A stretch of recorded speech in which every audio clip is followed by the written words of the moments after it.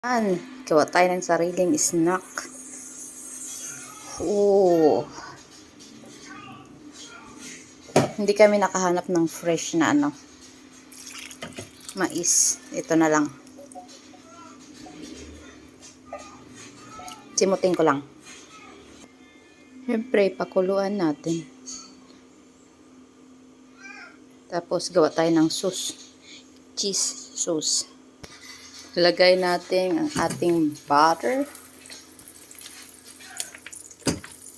Ang aking nanangitim na. Kainaan natin. Masunog ka agad to. Nasusunog.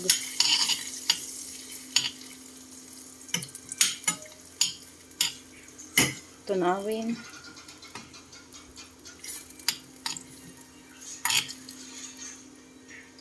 Lagyan natin ng gatas. Lagyan natin ng gatas.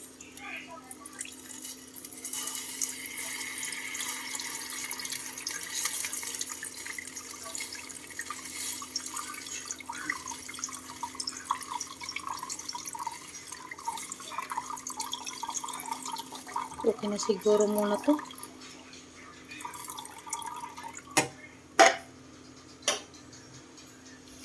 Haluin natin.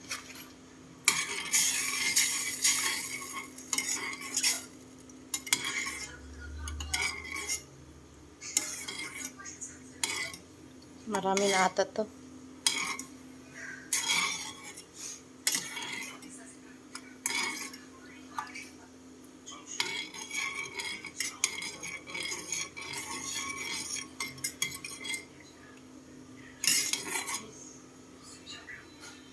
Lagyan natin ng cheese. Lagay natin cheese. Latsamba lang to ito. Kumukulo na yung mais natin.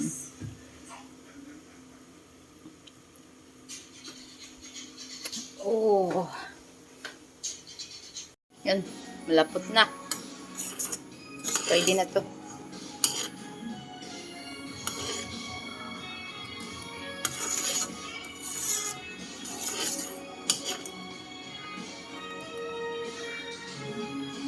Ready na.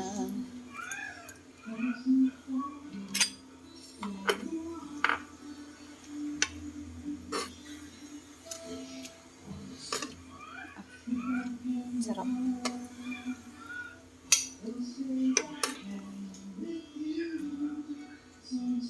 Kulang pa. Yan. Then,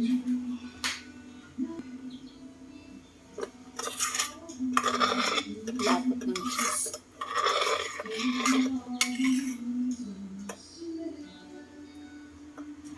Sugar. Kalimot. Kunting sugar. Para hindi masyadong matamis. Mamaya na dagdagan pag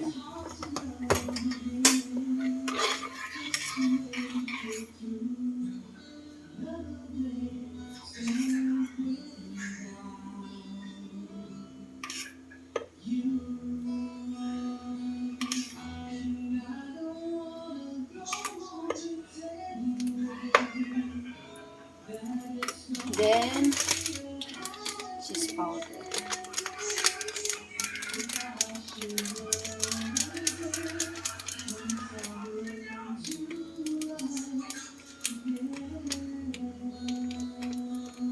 Okay na yan. Mamaya na lang dagdagan.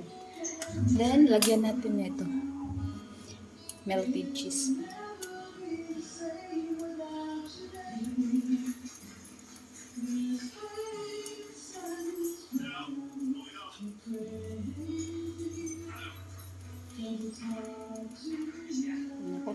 CR mamaya labas na ito. Over sa cheese.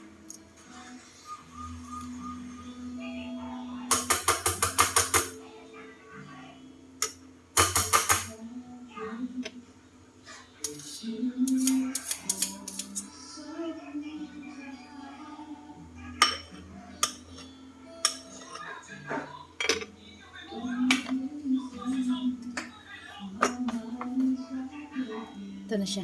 Haluin natin.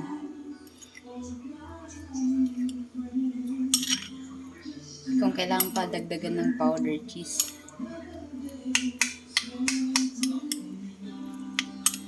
Kailangan pa, no? Hindi pa nagkukulay orange.